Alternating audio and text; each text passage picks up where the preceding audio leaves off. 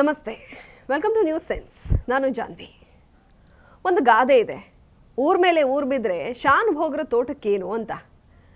ರಾಜ್ಯದ ಮುಖ್ಯಮಂತ್ರಿ ಸಿದ್ದರಾಮಯ್ಯ ಅವರನ್ನು ನೋಡಿದ್ರೆ ಈ ಗಾದೆ ಪದೇ ಪದೇ ನೆನಪಾಗುತ್ತೆ.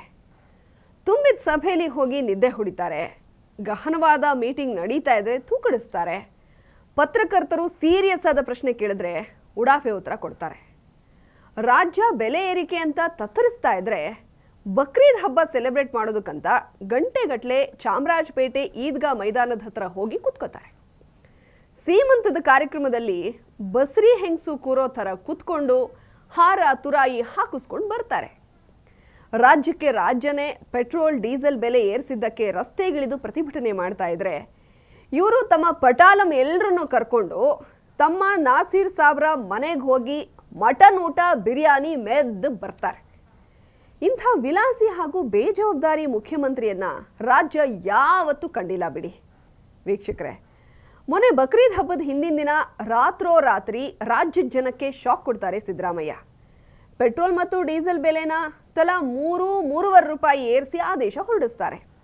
ವಿರೋಧ ಪಕ್ಷ ಮತ್ತು ರಾಜ್ಯದ ಜನ ಇದನ್ನು ವಿರೋಧಿಸಿದ್ರೆ ಸಿದ್ದರಾಮಯ್ಯ ಕೇಂದ್ರದ ಕಡೆ ಬೆರಳು ತೋರಿಸ್ತಾರೆ.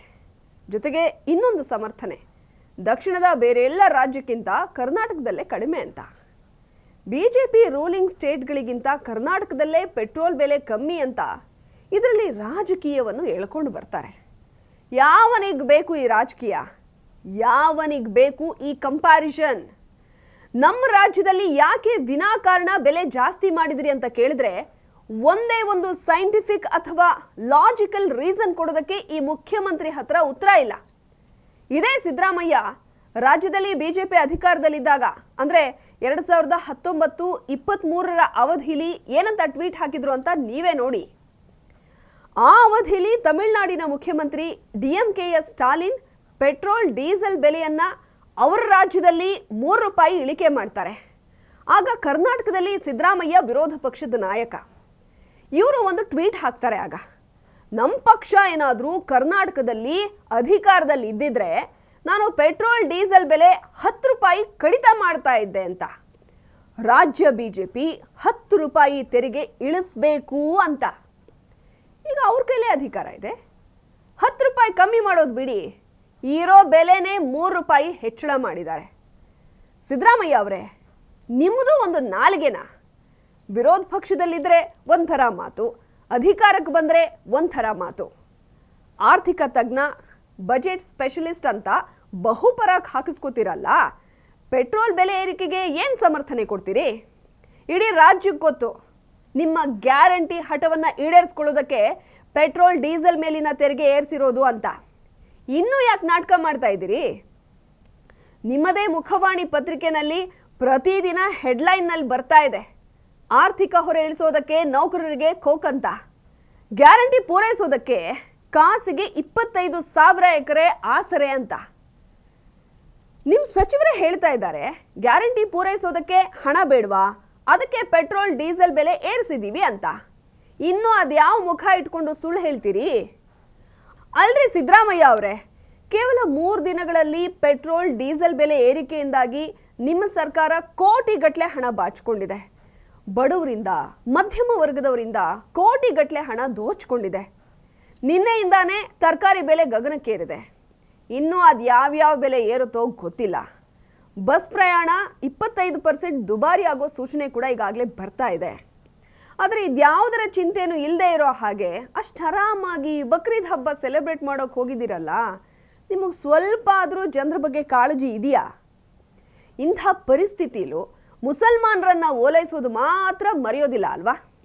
ಯಾವ ಹಿಂದೂ ಹಬ್ಬಕ್ಕೂ ನೀವು ಈ ಥರ ಪಂಕ್ಚುವಲ್ ಆಗಿ ಹೋಗಿದ್ದು ನಾನಂತೂ ನೋಡಿಲ್ಲ. ಕುಂಕುಮ ಹಚ್ಚಿದ್ರೆ ಅಳಿಸ್ಕೊಳ್ಳೋರು, ಮಂಗಳಾರತಿ ಹತ್ತಿರ ತಂದರೆ ದೂರಕ್ಕೆ ತಳ್ಳೋರು, ಅದು ಹೇಗೆ ಟೋಪಿ ತಂದು ಹಾಕಿದ್ರೆ ಖುಷಿಯಿಂದ ಒಪ್ಕೋತೀರಾ? ಅದು ಹೇಗೆ ಗಂಟೆಗಟ್ಟಲೆ ಉತ್ಸವ ಮೂರ್ತಿ ಥರ ನಮಾಜ್ ಮಾಡೋರ ಮಧ್ಯೆ ಕೂರ್ತೀರಿ? ಇದನ್ನು ಒಂದೇ ಒಂದು ಹಿಂದೂ ಹಬ್ಬದಲ್ಲಿ ಮಾಡಿದ್ದೀರಾ? ಹಿಂದೂ ಹಬ್ಬ ಬಂತು ಅಂದರೆ ಕಂಡೀಷನ್ ಮೇಲೆ ಕಂಡೀಷನ್ ಹಾಕ್ತಿರೇ ಹೊರತು ಯಾವತ್ತಾದರೂ ಹಿಂದೂಗಳ ಜೊತೆ ಸೇರಿ ಹಬ್ಬ ಆಚರಣೆ ಮಾಡಿದ್ದೀರಾ?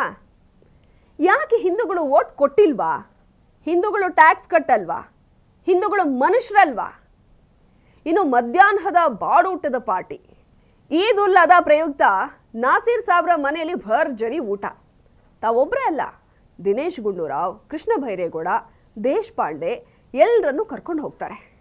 ಹಾಂ, ನಾಸೀರ್ ಸಾಬ್ ಅಂದರೆ ತಪ್ಪು ತಿಳ್ಕೊಬೇಡಿ, ಇವರು ರಾಜ್ಯಸಭಾ ಸದಸ್ಯ ನಾಸೀರ್ ಹುಸೇನ್ ಅಲ್ಲ. ಪಾಕ್ ಪರ ಘೋಷಣೆ ಕೂಗಿದ ಗುಂಪಿನ ನಾಯಕ ನಾಸೀರ್ ಹುಸೇನ್ ಅಲ್ಲ. ಇವರು ನಾಸೀರ್ ಅಹಮದ್, ಮುಖ್ಯಮಂತ್ರಿಗಳ ಪೊಲಿಟಿಕಲ್ ಸೆಕ್ರೆಟರಿ, ಕ್ಯಾಬಿನೆಟ್ ದರ್ಜೆ ಹೊಂದಿರೋರು. ಇವ್ರ ಮನೆಯಿಂದ ಬಕ್ರೀದ್ ಊಟಕ್ಕೆ ಆಹ್ವಾನ ಬರುತ್ತೆ. ಸಿದ್ದರಾಮಯ್ಯ ತಂಡ ಸೀದಾ ಸಂಜಯ್ ನಗರದಲ್ಲಿರೋ ನಾಸೀರ್ ಅಹಮದ್ ಬಂಗಲೆಗೆ ಬಂದು ಇಳೀತದೆ. ಭರ್ಜರಿ ಬಾಡೂಟ ಮುಗಿಸಿ ತೂಕಡಿಸಿ ಹೊರಡ್ತಾರೆ ಸಿದ್ದು ಆ್ಯಂಡ್ ಟೀಮ್. ನಾಸೀರ್ ಅಹಮದ್ ಏನೋ ಸೌಜನ್ಯದಿಂದ ಊಟಕ್ಕೆ ಕರೆದಿರಬಹುದು. ರಾಜ್ಯ ಒಂದು ಕಡೆ ಬೆಲೆ ಏರಿಕೆಯಿಂದ, ಇನ್ನೊಂದು ಕಡೆ ಬರದಿಂದ, ಮತ್ತೊಂದು ಕಡೆ ಆರ್ಥಿಕ ಸಂಕಷ್ಟದಿಂದ ತತ್ತರಿಸ್ತಾ ಇದೆ. ಟೋಟಲಿ ಸರ್ಕಾರ ಅನ್ನೋದು ರಾಜ್ಯವನ್ನು ದಿವಾಳಿ ಮಾಡಿ ಹಾಕಿದೆ. ಆದರೆ ಸಿದ್ದರಾಮಯ್ಯ ಮಾತ್ರ ಅದ್ಯಾವ ಚಿಂತೆ ಕೂಡ ಇಲ್ಲದಂತೆ ನಾನು ಮುಸಲ್ಮಾನರನ್ನು ಖುಷಿಯಿಂದ ಇಡಬೇಕು, ಅವ್ರು ಮಾತ್ರ ತನ್ನ ಪ್ರಜೆಗಳು ಅನ್ನೋ ಥರ ಅವ್ರಿಗೆ ಹೊಸ ಹೊಸ ಆಶ್ವಾಸನೆ ಕೊಡ್ತಾ, ಅವರಿಗೆ ಬೇಕಾಗಿರೋದನ್ನೆಲ್ಲ ಕೊಡ್ತಾ, ಅವರ ಹಬ್ಬದಲ್ಲಿ ಭಾಗವಹಿಸ್ತಾ, ಅವರ ಮನೆಗಳಲ್ಲಿ ಬಾಡೂಟ ಮಾಡ್ತಾ ದಿನ ಕಳೀತಾ ಇದ್ದಾರಲ್ಲ, ಇವ್ರು ನಿಜವಾಗ್ಲೂ ಜವಾಬ್ದಾರಿಯುತ ಮುಖ್ಯಮಂತ್ರಿನಾ? ಇನ್ನೂ ಒಂದು ಪ್ರಶ್ನೆ ಕೇಳೋದಾದರೆ, ಇವರು ಮುಸಲ್ಮಾನರ ಮುಖ್ಯಮಂತ್ರಿನಾ ಅಥವಾ ರಾಜ್ಯದ ಮುಖ್ಯಮಂತ್ರಿನಾ? ಊರ ಮೇಲೆ ಊರು ಬಿದ್ದರೆ ಶಾನ್ ಭೋಗ್ರ ತೋಟಕ್ಕೇನು, ರಾಜ್ಯ ಏನಾದರೆ ಸಿದ್ದರಾಮಯ್ಯ ಅವರಿಗೇನು ಅಲ್ವಾ?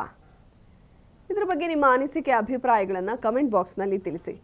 ನ್ಯೂಸ್ ಸೆನ್ಸ್ ನಿಮಗೆ ಇಷ್ಟ ಆಗಿದ್ರೆ ಲೈಕ್ ಮಾಡಿ, ಶೇರ್ ಮಾಡಿ. ನೀವಿನ್ನೂ ನಮ್ಮ ಟಿವಿ ವಿಕ್ರಮ ಚಾನಲ್ಗೆ ಸಬ್ಸ್ಕ್ರೈಬ್ ಆಗಿಲ್ಲ ಅಂದರೆ ಈ ಕೂಡಲೇ ಸಬ್ಸ್ಕ್ರೈಬ್ ಆಗಿ. ಇದಾಗಿತ್ತು ಇವತ್ತಿನ ನ್ಯೂಸ್ ಸೆನ್ಸ್.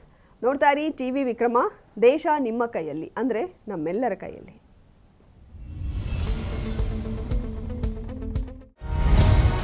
ಟಿವಿ ವಿಕ್ರಮ, ದೇಶ ನಿಮ್ಮ ಕೈಯಲ್ಲಿ. ಈ ಕಾರ್ಯಕ್ರಮ ನಿಮಗೆ ಇಷ್ಟ ಆಗಿದ್ದಲ್ಲಿ ಲೈಕ್, ಶೇರ್ ಹಾಗೂ ಕಮೆಂಟ್ ಮಾಡಿ. ಟಿವಿ ವಿಕ್ರಮದ ಕಾರ್ಯಕ್ರಮಗಳನ್ನು ನಿರಂತರವಾಗಿ ವೀಕ್ಷಿಸಲು ಸಬ್ಸ್ಕ್ರೈಬ್ ಮಾಡಿ, ಬೆಲ್ ಐಕನ್ ಒತ್ತಿ.